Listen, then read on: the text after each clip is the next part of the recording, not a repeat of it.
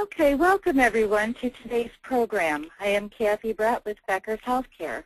The program will begin with a presentation and we will have a question and answer session following completion of the presentation. You can submit any questions you have throughout the presentation by typing them into your control panel in the space labeled Enter a Question for Staff and clicking Send. Our presenters will attempt to answer as many questions as they can during the time we have, and will follow up on questions they do not have the opportunity to address. You will receive an email within about a week following the webinar that will include instructions for how you can download a copy of the presentation. You will also receive a follow-up email shortly after completion of the program. You can submit your feedback or any additional questions at that time. This email will not include the presentation. It is now my pleasure to introduce today's presenters. Marcia Patrick has been interested in and involved with infection prevention for 30 years. As a nurse, as a healthcare leader, as an APIC board member, and as a longtime APIC faculty member. For those of you unfamiliar with that APIC acronym, it refers to the Association for Professionals in Infection Control and Epidemiology. Marcia is very involved in infection prevention and education at the local, state, and national levels. Until very recently, Marcia was the Director of Infection Prevention at a very large healthcare system in the Pacific Northwest. Marcia Wallander is also a registered nurse with 30 years of experience in both inpatient and ambulatory care settings.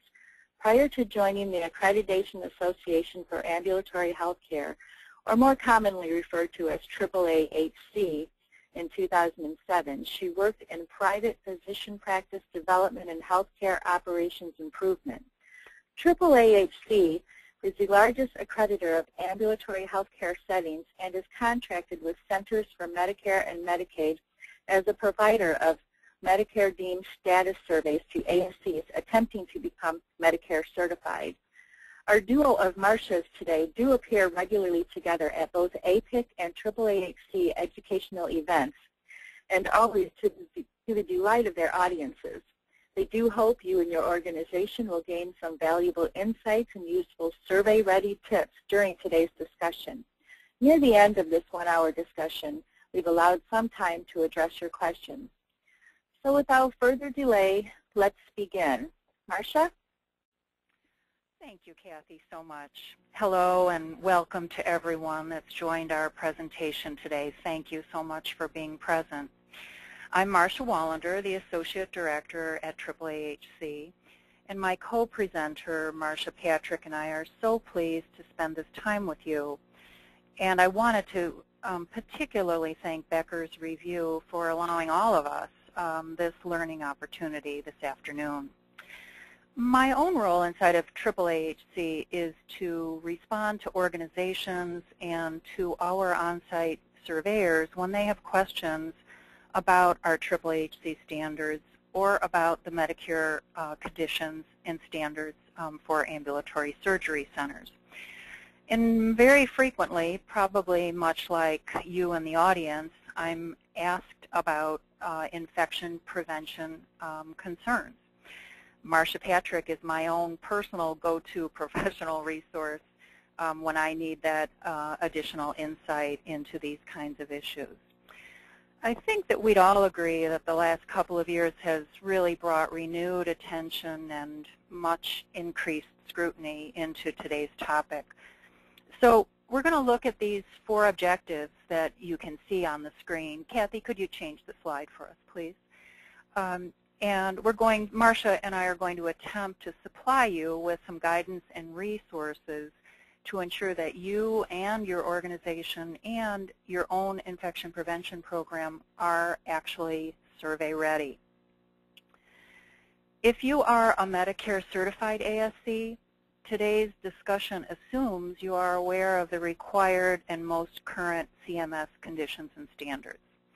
For all current or future Medicare certified ASCs, it's really so imperative that you have full knowledge of those requirements that actually go much beyond the topic of infection prevention.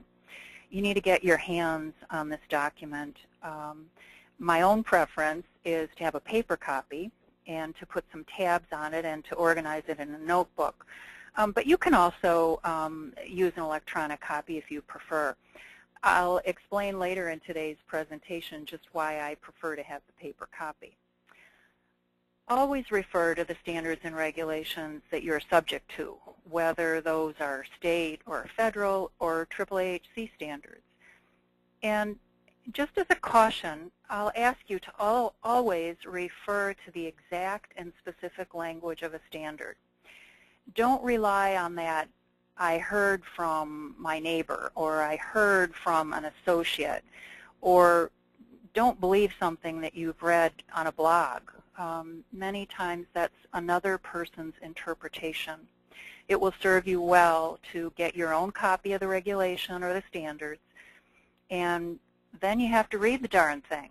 The Medicare requirements are 167 pages long. There's a wealth of factual information that's available. Make sure that you're using those facts. Whether you're choosing AAAHC accreditation or a state agency is performing your Medicare certification survey, these are really open book tests. There aren't to be any surprises in the standards. They're very well written and very clarified. AAAHC does have some really wonderful resources for organizations that include step-by-step guides for getting started with accreditation or for getting started with initial Medicare certification. At the end of our presentation, Marcia Patrick and I will be supplying you some related website addresses and resources that might be helpful to you and your organization. In case you aren't aware, AAAHC is the largest accreditor of ambulatory healthcare organizations. We right now have about 5,500 organizations that are accredited with us in a wide variety of settings, private practice as well as community health centers and other kinds of clinics. We accredit office-based surgery centers and dental centers and ASCs that aren't Medicare certified. Our approach has always been, since 1979, a consultative and educational approach. Kathy, could you change the slide, please, so that we can see our first objective? Infection prevention is an integral part of all healthcare, and infection prevention and safety actually has its own chapter in AAAHC standard handbooks. And infection prevention is a Medicare condition level requirement that actually covers 8 pages of that Medicare document that I was referring to. What's not actually reflected on this slide is the string of what I call must-haves that accompanies this one sentence. Those must-haves are woven into other AAAHC standards, into other Medicare standards, and into Medicare conditions if those apply to your organization. And even though there are hundreds of ambulatory surgery centers listeners present today, each of your facilities is truly unique and faces its own quite setting-specific differences. Therefore, you must have a unique program, infection prevention as well as other programs. So my first hint for you today is make your infection prevention program your very own. And my co-presenter, Marcia Patrick, is going to get us started on that. Kathy, could you change the slide? Thank you, Marcia. You're this is welcome. Marcia Patrick, and I'm delighted to be with you today. We're going to go through some meaty information, some good content, and give you some idea of resources that you can use. So let's first talk about this risk assessment. And, you know, those of you who are nurses, we have used the nursing process, you know, forever, and this is not dissimilar. But the risk assessment is where you determine what your infection control risks are in your particular facility. And it's going to be very, very different. You know, someone who is doing endoscopy, the risks for infection are going to be different than those that are doing, actual invasive surgery. Processes may be different. The physical plant, in most cases, is very different. And we have a lot of facilities that are located in office buildings that were not built with the intent of them being a healthcare facility. The risk assessment has to be collaborative. It is not your risk assessment. It is the organization's risk assessment. And if you do it alone and in isolation, other people aren't going to buy into it. So it's really important that it be collaborative. It has to be regularly reviewed and updated. This is a living, breathing document that you will refer to in each of your infection control committee or whatever committee is covering the infection control aspects of your operation. And it will be updated as things happen. As we all know, things happen. The governing body for the organization must be aware of it and review it. And what the risk assessment does is it forms the basis for your written infection prevention plan, including your measurable goals and objectives. Next slide, please.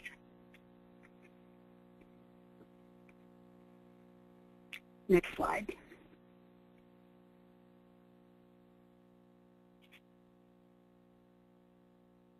Sorry about that. The people you want around the table are usually these infection prevention personnel, medical and nursing staff, leadership, and there may be others. It may be someone from the health department. I've often had health department epidemiology nurses on my infection control committee.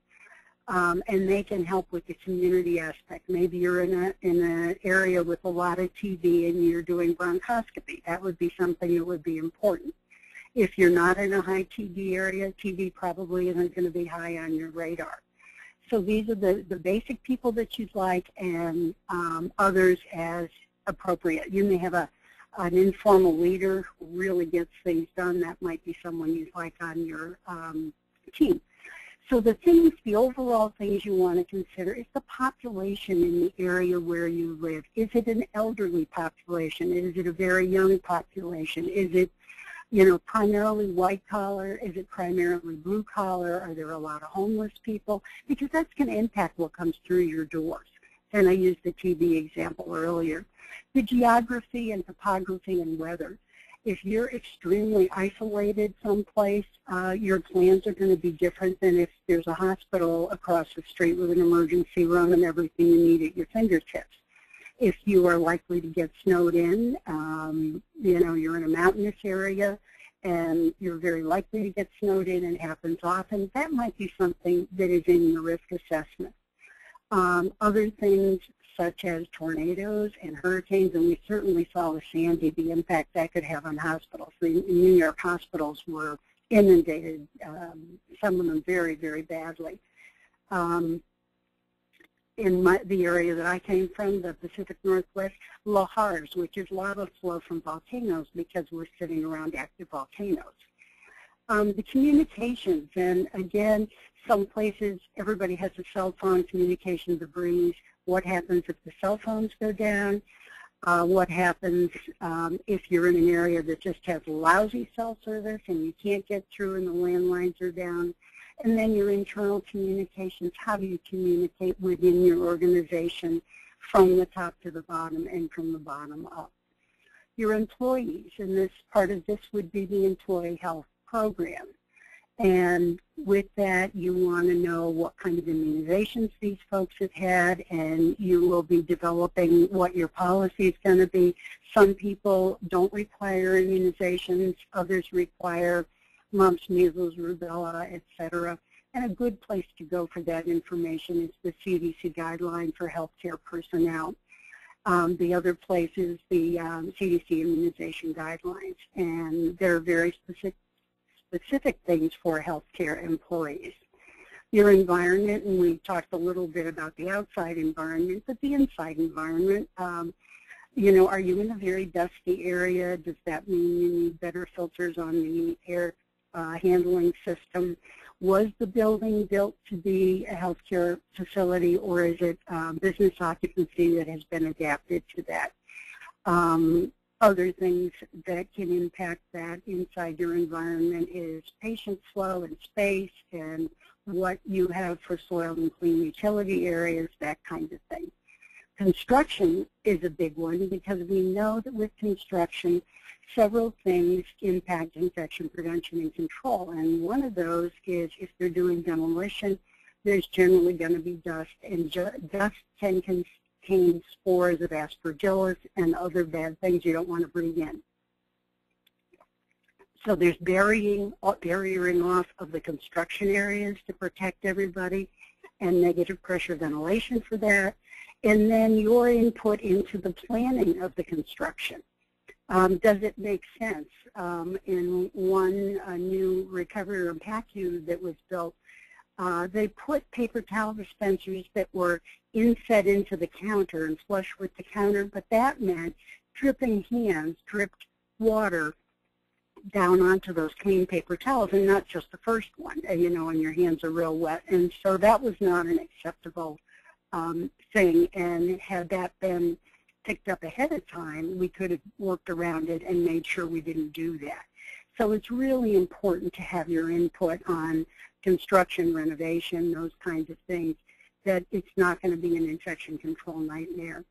And then, of course, cleaning, disinfection, and sterilization. And part of the reason for the CMS rule publications in 2009 regarding infection control were the absolutely devastating outbreaks of hepatitis C that occurred in both Nevada and in Nebraska. And the Nebraska case revolved around an oncology clinic that used a single bag of saline to draw flushes off of, to flush the catheters that were used to administer chemo. And patients actually described that if you came and had treatment in the morning, that bag was clear, but if you came in the afternoon, it was pink. And the nurses were drawing and then flushing and then using the same syringe to go back and get more saline. So just terrible practices. And in Nevada, there was misuse of propofol vials. As you know, most propofol vials are labeled single patient use, and this particular clinic was ordering the 50 ml size and using it as a multi-dose vial. It gets better. At the end of the day, someone would go through and collect all the partial vials and then combine them all into one vial. And what we discovered was they were administering it through a port that was about 12 inches from the patient's IV site. And the assumption was, and we all know about assumptions, was that there wouldn't be any red blood cells that far away from where the IV was started, and there was no visible blood in the tubing. Well, that didn't hold to be true, and the syringes got contaminated with hepatitis C from the blood of a patient, probably who had very high titers of hep C in their blood. And then it was spread to the propofol, which was given to multiple other patients, and there ended up in a big outbreak in the community. It was awful. And the physician is facing criminal charges, as are 4 of the nurse anesthetists. So, you know, cutting corners, trying to save money can have disastrous consequences. You know, Marcia, so that's generally what I refer to as developing a workaround, and I think that we do well to serve one another by making a group agreement here today that we're not going to look for workarounds that have a negative impact on our patients. And we're also going to talk about cleaning, disinfection, and sterilization a little bit later when we, in this presentation, when we talk about survey deficiencies. Next slide, please. So we want to document and prioritize those risks. And by a template, I mean some kind of a table, and I'm actually going to show one in a couple more slides. So in addition to listing what your problems are, what your issues are, you also want to prioritize them on what is the likelihood, how likely they are to occur. So if we're talking about earthquakes and you happen to be in San Francisco, the likelihood is reasonably high of that happening in the next 12 months. If you're in an area that doesn't experience earthquakes, not to say it couldn't happen, but it's not high on the list of things we're worried about. Hurricanes might be the problem in your area, high windstorms, whatever. But how likely is it to happen? Because if it's something that isn't likely, and you have to prioritize, and money is not limitless, you want to prioritize based on the risks that are most likely to happen. And then what is the level of the risk? Could it cause death of the patient? Could it cause permanent injury, temporary injury, or there really isn't a risk to the patient, but there'd be a risk in terms of surveyors or other legalities? And then how will this impact care, treatment, and services? Are we going to have to do renovations? Are we going to have to purchase something? Is it a staffing issue? And so what is the impact going to be? Is that going to be a high impact, medium impact, or low? And how prepared are we to deal with it? So if you already have in place solid plans for something like an earthquake, it may have a high probability of happening. It may have a high level of risk in terms of death or permanent injury. It's not going to impact care, treatment, or services unless it actually happens and you go into disaster mode. But how prepared are you to deal with it? And that's an important one. In some cases, we have all of the pieces in place. We just need to put them together. Other times, we need more education or some other piece to complete that. Next slide, please. So this is a sample risk assessment, and the actual form is a little wider than this. It has about triple the columns.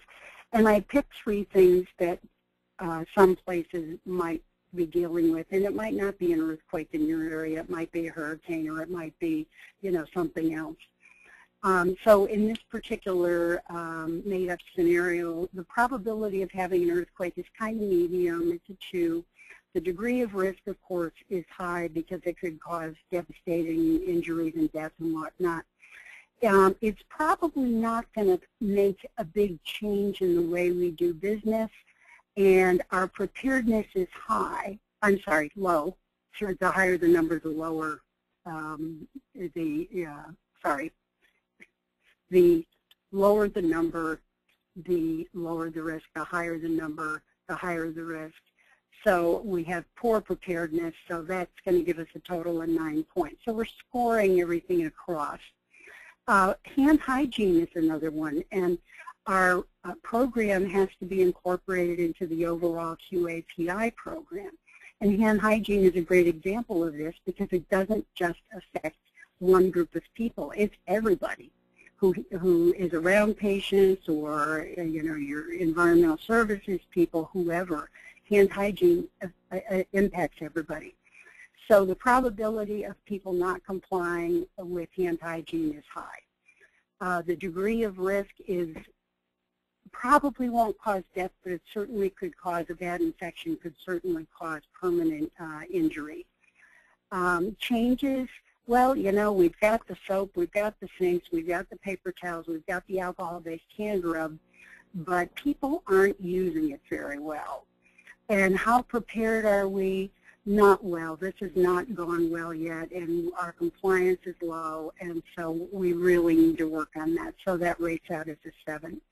For surgical site infections, the probability, well, we're looking at our own data. We've looked back for several years. We have very few infections, and the ones we've had have been extremely superficial and really caused no harm. But there are things that we're not up to in terms of best practices, so we need to make some changes, and our preparedness isn't as high as we'd like it to be, and so we get 6 points for that. So then you've scored everything, you can compare the numbers, and if you have to prioritize, you can based on your risk assessment with the evaluation of the risks. So then from that, we're going to make our goals. And the goal is a broad statement indicating the change you want to make. Improve hand hygiene compliance, don't we all? Initiate earthquake preparedness kit, and it may be that's just assembling what you need to sustain yourself. The third, reduce the risk of SSIs. But as you can see, how do you measure this? What is improved hand hygiene compliance, and how compliant do we want to be? And what would represent success with the earthquake preparedness kit? How can we reduce specifically the risk of SSIs? So, and I've picked a couple of different ones here. These are all things we see. Inadequate environmental cleaning in terms of OR turnover. Antibiotic administration is not within 1 hour of the incision. And we've seen widespread unsafe injection practices. So of these three, which would be your first priority and why? Next slide.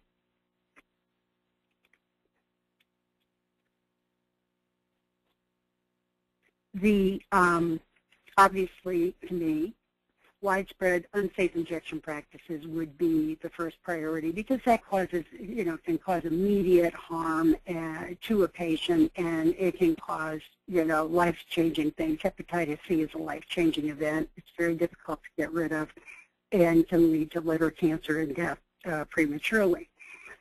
So marrying up the infection control program and the quality assurance program, it should be an ongoing program designed to prevent, control, and investigate, and an integral part of the ASC's quality assessment and performance improvement program. So you need to know, infection control was the first organized quality improvement effort in healthcare. And it started back in the 70s after there were multiple outbreaks of disease, and the Centers for Disease Control came to be a little earlier than that, and began to start looking at hospital infections. So the infection prevention goals and objectives must mesh with the overall QAPI program, and many places just have an overarching quality committee that handles the quality assurance, and it handles infection prevention, all as one group, although different people are responsible for the different elements of the program. Clearly, hand hygiene compliance is something everyone is looking at. And whether you measure that by volumes, if you measure that by secret shoppers, or just doing periodic observations of people, you need to be doing something around hand hygiene compliance. SSI prevention, absolutely, and cleaning, disinfection, and sterilization. As Marcia said, we're going to be talking more about that, and safe injection practices. So who's in charge? Who's going to do this program? So there has to be a specific designated healthcare professional with training in infection control. The implementation guide from CMS actually says a licensed person. So what that means is you cannot use an MA or a nursing assistant, and if there isn't a licensed person other than the surgeon or other physicians, then one of them will have to be designated as the person. And they have to have training in infection control, and this is beyond your basic preparation in school. And APIC offers multiple training courses. The ASC course is going to be offered in Columbus, Ohio in April. And it goes in much more depth of all of these topics. And so again, that qualified through training in infection control is very, very important, and everyone's looking for that. And thank you, Marcia. Thank you. I wanted to just call attention. Kathy, could you change the next slide, please? There's a note at the bottom of the infection control surveyor worksheet, a note regarding item number 17. And for all of you folks out there who are Medicare certified, you must know that if you cannot show evidence that your governing body has designated a qualified professional with the training that Marcia Patrick was speaking of, a deficiency must be cited. So you should know that. This is an important item for all of you who are Medicare certified. Next slide, please. Who looks like this at the end of the day, or maybe at the end of your survey even? I'd like to just share a brief word about the Medicare certification survey process. Whether your survey is performed by a state agency or by AAAHC, your surveyor will be following the survey process that's outlined in the written Medicare requirements. And we're going to provide to you the link so you can get your hands on a copy of that document, and you can review those pages. Remember, I said that this is not a closed book test, but actually an open book test.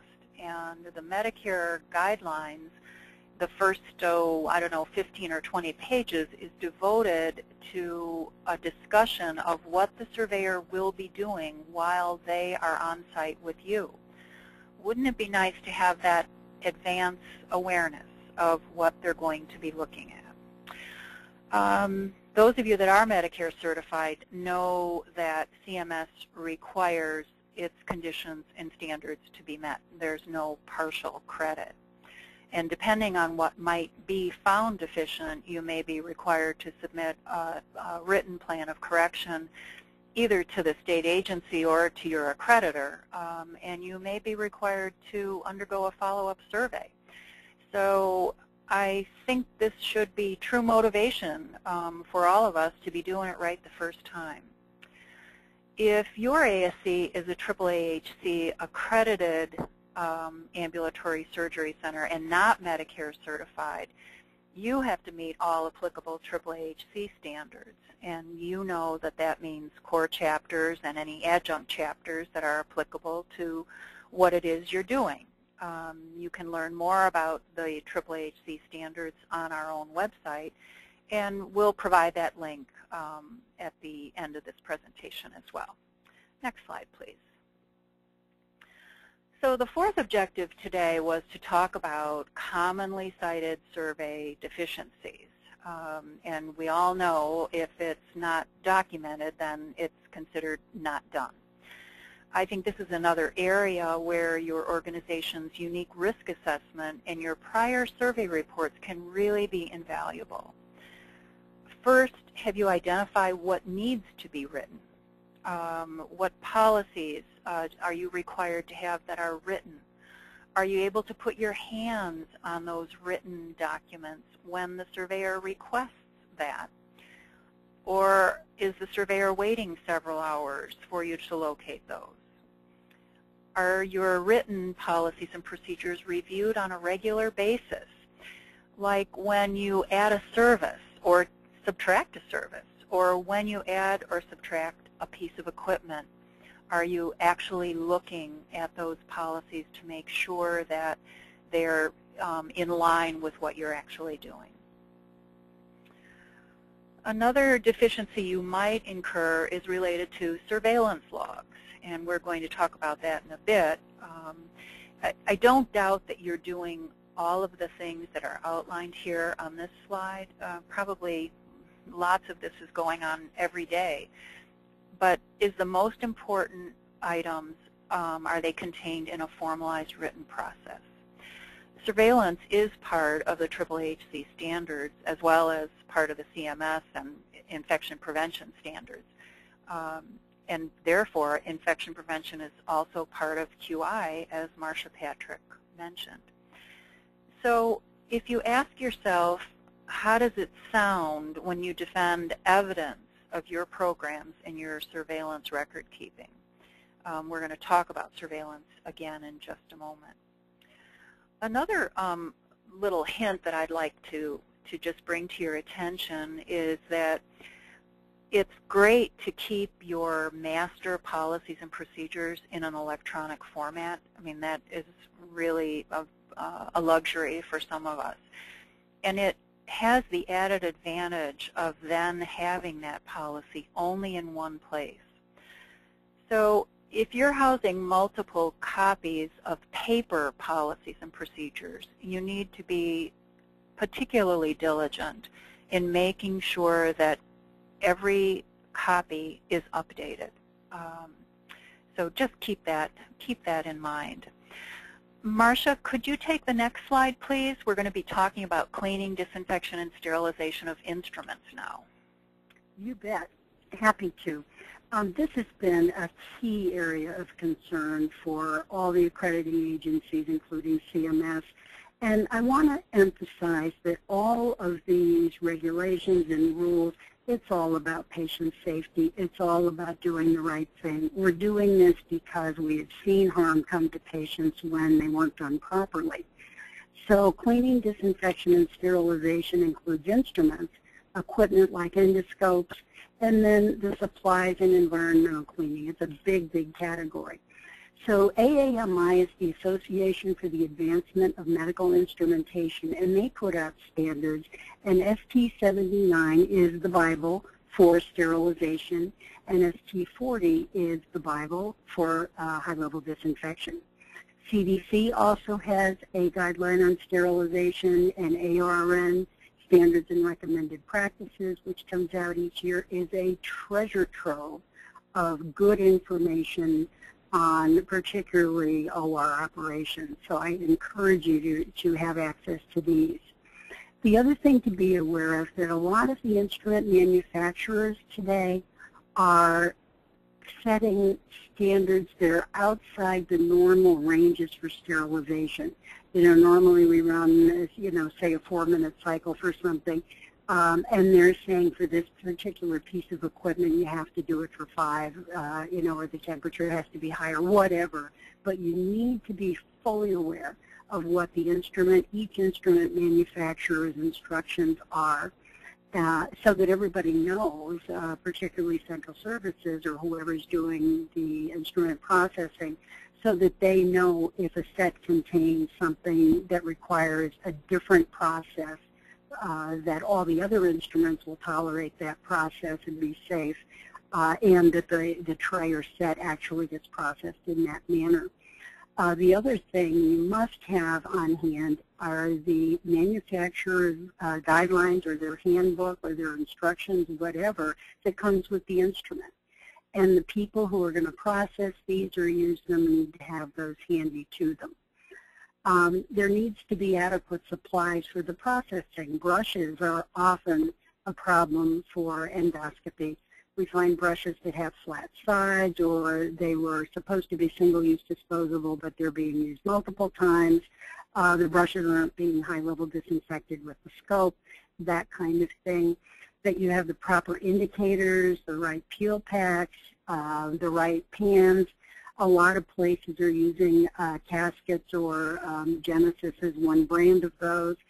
There are different containers for different items, and there are different containers that are approved for particular types of sterilization processes in your sterilizers. So you need to be sure that you're using the right packaging, the right product, and you've got the right cleaning implements for each item that you have. Next slide. Marcia, you know that one of my favorite questions to ask when I hear you talking about that is, are your sterile instruments stored appropriately? No rubber bands, no water-stained, peel pouches, no compromised packaging. How sometimes things get squashed down in a drawer and the packaging becomes compromised. And organizations should also have a policy that contains their direction for what to do when a sterilization failure occurs, because that does occur from time to time. It sure does. Absolutely. Next slide, please. So the first caveat is thorough cleaning is critical. If it isn't clean, you cannot chemically disinfect or sterilize it. So thorough cleaning is critical. The people doing the cleaning need to use proper personal protective equipment, and at a minimum this is going to be gloves and a moisture-resistant or waterproof apron or gown. And if they're going to be using a brush, hopefully they're brushing underwater and not spattering themselves in the face. But if face spatter is possible, then they should be wearing a full face shield or a mask with eye protection. And eyeglasses are not eye protection unless they have side shields. That's an OSHA requirement. The staff that are doing the cleaning have to be well trained and understand the process. There was an outbreak of, it wasn't bacterial, but a lot of patients were having diarrhea really bad following endoscopy, lower GI endoscopy.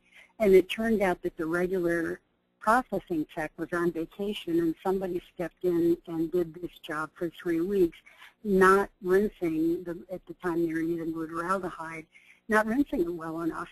And so all the patients were getting side eczemas. It didn't do them well at all, and so everybody has to understand what's going on with the processing. There has to be adequate time. Nothing makes me more crazy than to hear somebody in a processing area say, "Oh, we love it when Stanley does the scopes because he can turn them around in 10 minutes." Well, your label for high-level disinfectant, we look at that, and it says something other than 10 minutes, it's 11 minutes or 12 minutes or whatever, and so there is no way that those scopes are adequately processed. So there has to be adequate time for processing, and if that's an issue, then you probably need to have additional equipment, more scopes. In your cleaning area, there needs to be unidirectional flow from dirty to clean. So there's soiled receiving where the soiled instruments come in, and then they're cleaned and rinsed and rough dried, and then they're either packaged or put into a scope washer or put into soaking in a high-level disinfection tub, or they're wrapped and they go in the sterilizer. And you don't want any crossovers because that's when instruments that aren't cleaned end up going to the sterilizer. All sterilizers have to have a printout to validate each load, and I still see some of the old little dial sterilizers in clinics, the desktop sterilizers. Don't use those. You need to replace them with something that has a printout so that you can validate that each load has met the time, temperature, and pressure standards. And sterilizers need to be spore tested at least weekly, and if you're putting an implant there, with each load, and you have to maintain a log of the results of those things. Next slide. So we come to immediate use sterilization. We used to call this flash, but we don't call it that anymore. It's immediate use because the intent of immediate use sterilization is exactly that, just instrument that is needed for immediate use. It cannot be substituted for adequate numbers of instruments, and I can't say that enough. We see sets that are regular processed overnight, and the first case gets instruments that are processed through the regular process, through central services or whatever process you use. But then the subsequent cases after the first one during the day, the instruments are flashed between cases because of time, and the surveyors will not like that. So things that get dropped, needed immediately, can be flashed, immediate use, but not other items.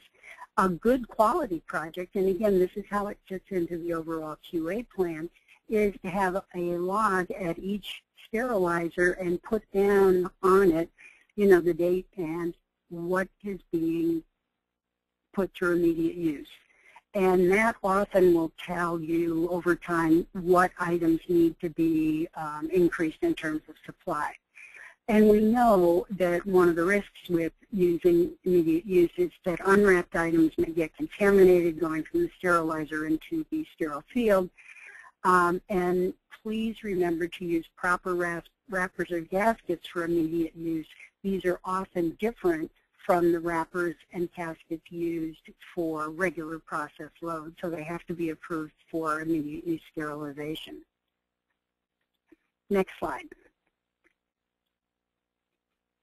Another very commonly cited survey deficiency that really scares me safe injection practices. And there are nationally recognized guidelines, and the CDC has a lot of great information and videos on their website about safe injection practices. And these need to be formally adopted by the governing body as evidenced in your formal meeting minutes, along with all the other national guidelines that you use for all your different processes.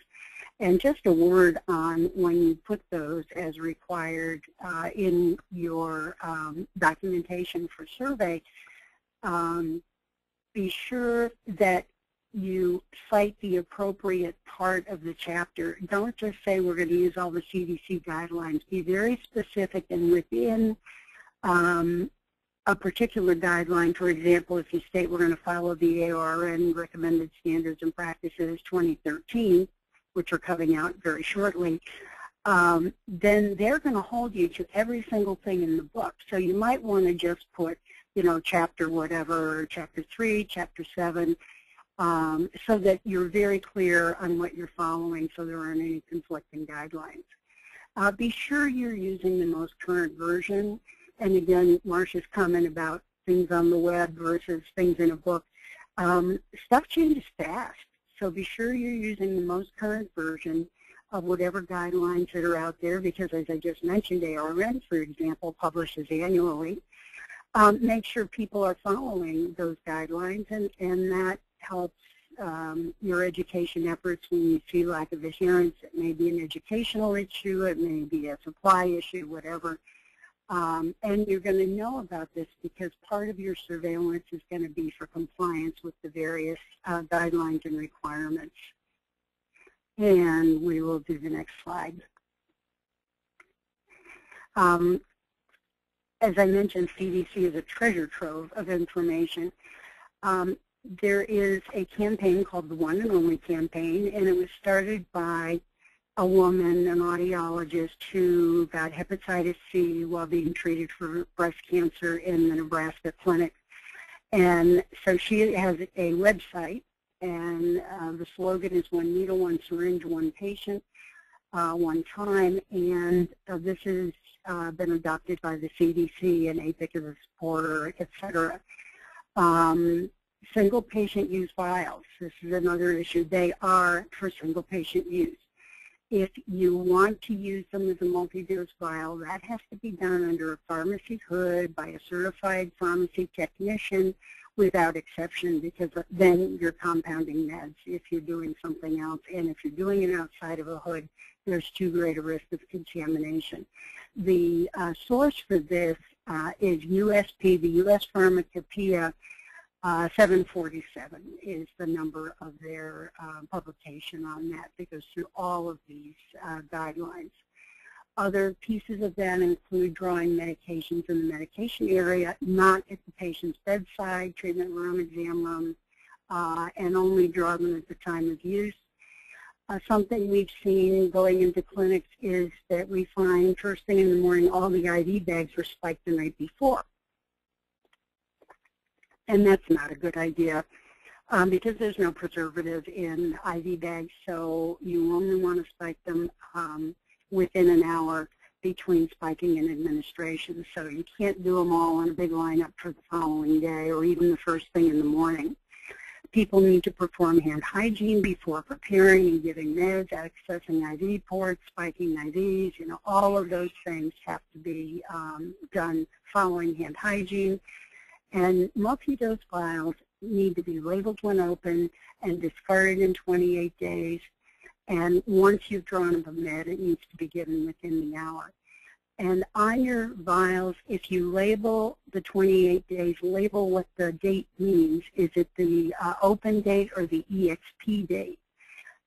Really important to do that, because if I walk in and I pick up a vial and it has today's date on it and nothing else, I don't know whether it was open today or whether I'm supposed to throw it away today. So be sure that that labeling is very clear. So as Marcia said, we're going to talk about surveillance a little bit. And surveillance is the systematic, organized process of observing events and processes. And one of the key things with surveillance, and often I get email questions, what should my infection rate be for my ASC? And of course, we don't have overall rates. And in order to compare infection rates with any standard, you have to use the same definitions that the standard is using, the same surveillance methods. Otherwise, you're not going to have that apples-to-apples comparison. So the National Healthcare Safety Network at CDC, which years ago was called NNIS, the National Nosocomial Infection Surveillance Study, has been in place for over 30 years, and they have definitions that are sound and evidence-based, and the methods for surveillance. If you're only following up your total joint procedures at 30 days, you're probably going to find fewer than if you're following them up at 90 days. And NHSN now has very specific follow-up dates. Some procedures are 30. Some procedures are 90 days, and these are new. They were published in January on the NHSN website. As far as surveillance goes, you can't look at everything every day. I mean, it just isn't possible. So we want to look at things that would include our high volume, high risk, or problem-prone procedures. Procedures where we've seen infections or had problems with them. Things that are high volume, because, that's your bread and butter, and you want to know what's going on with that, and things that are really high risk, too. And it may be that you're starting a new procedure. You haven't done lap choles before. Now you're going to add that as a service. That's something you're probably going to want to monitor initially until you know that it's going well and the outcomes are good. I mentioned the National Healthcare Safety Network, and their web address is in there. And they collect, first of all, the data are de-identified. It is not patient-level data with names on it. It is data without names on it. And they do not publish anything with patient names on it. So from the privacy standpoint, it's all good. They do things around healthcare-associated infections either by procedure, surgical site procedures, and they do it very procedure specifically. So they collect data on total hip replacements and then for revisions or redos of total hip replacements. I mean, they're that specific, and hernia repairs, inguinal hernia repairs, a variety of different procedures.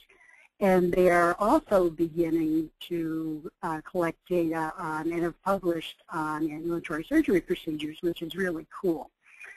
They also do devices, exposure to a risk device such as a ventilator, a central line, a Foley catheter. For many of you, those don't apply. Others of you may be putting in central lines or have patients with central lines or Foley catheters, so you might want to be looking at central line related bacteremias or urinary tract infections related to the catheter. When you go to the NHSN website, the patient safety manual has the definitions and the surveillance methods for healthcare-associated infections. It's all there on the web, to look at. We also know that many states are now requiring data collection and submission through NHSN. Marcia, other interventions that you, please. Pardon me, Marcia. I'd like to insert here that I would like to share another very valuable resource that I frequently recommend to organizations that call me, and that is the ASC Association's quality reporting measures.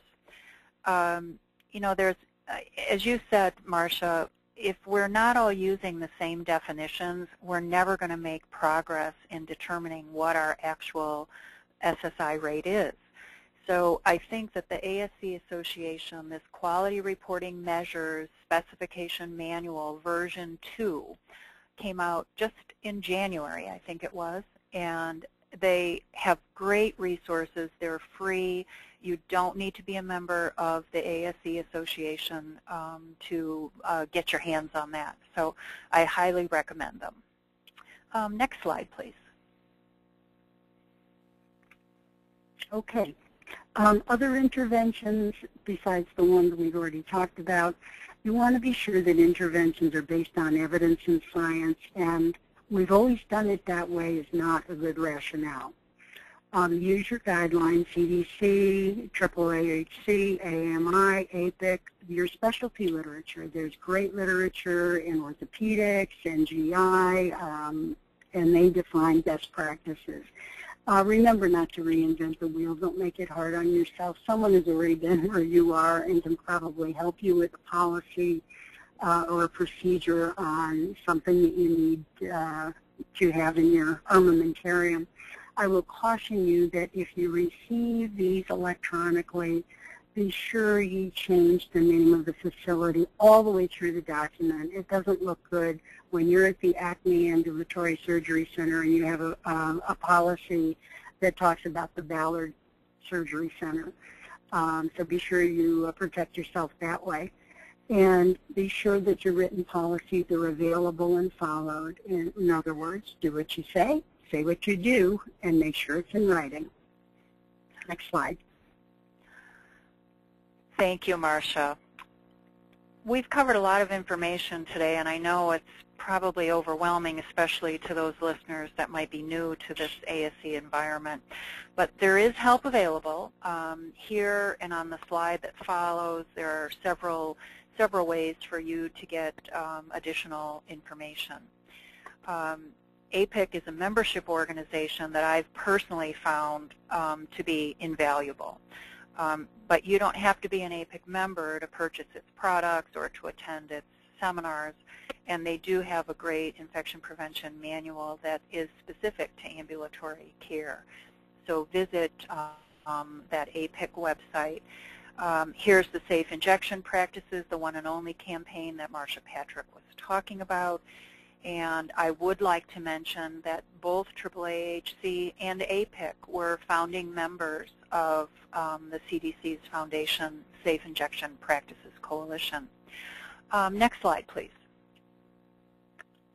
This is the website to obtain the Medicare survey protocol and the Part 2 General Conditions and Requirements for ASCs.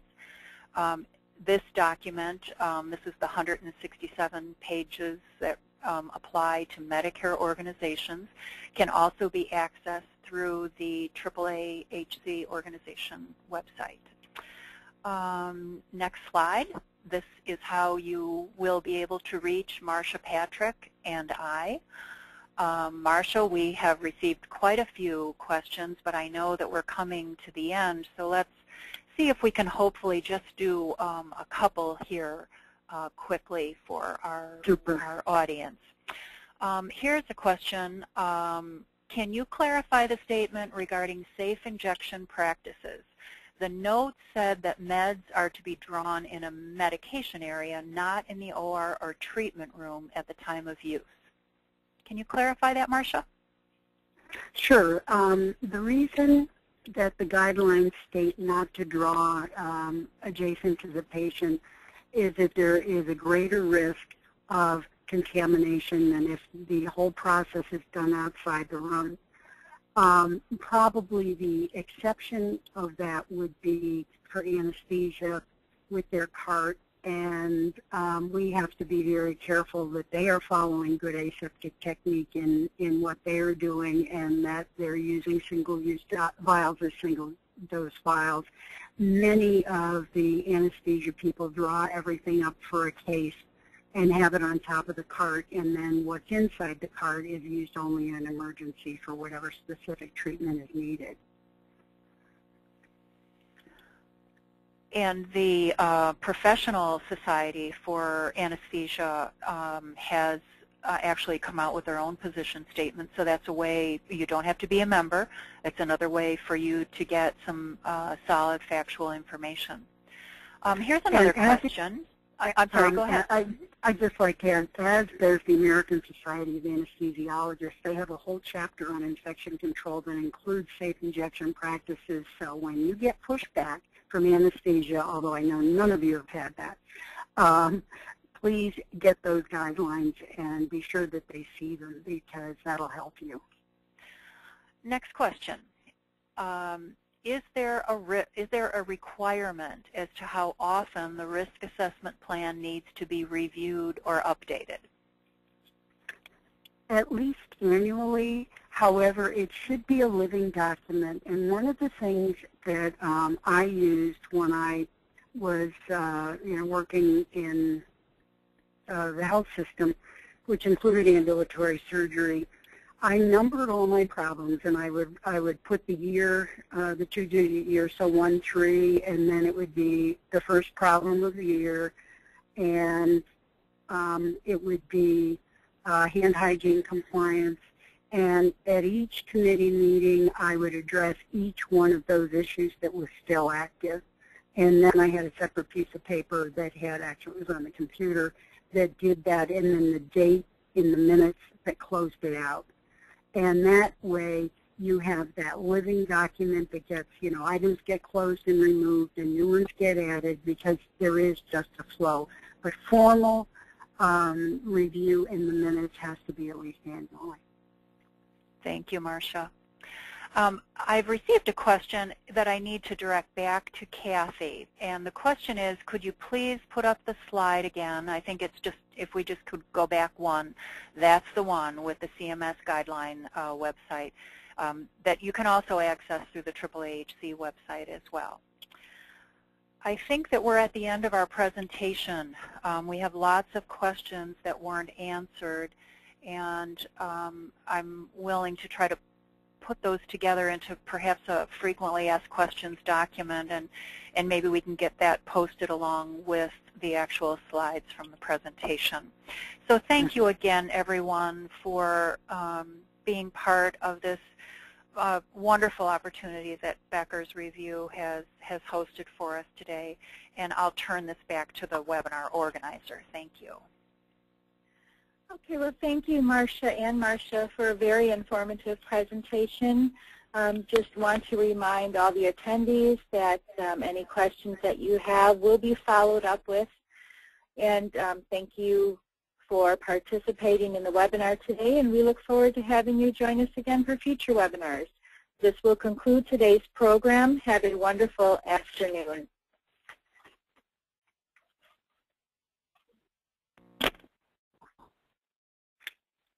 Are we clear?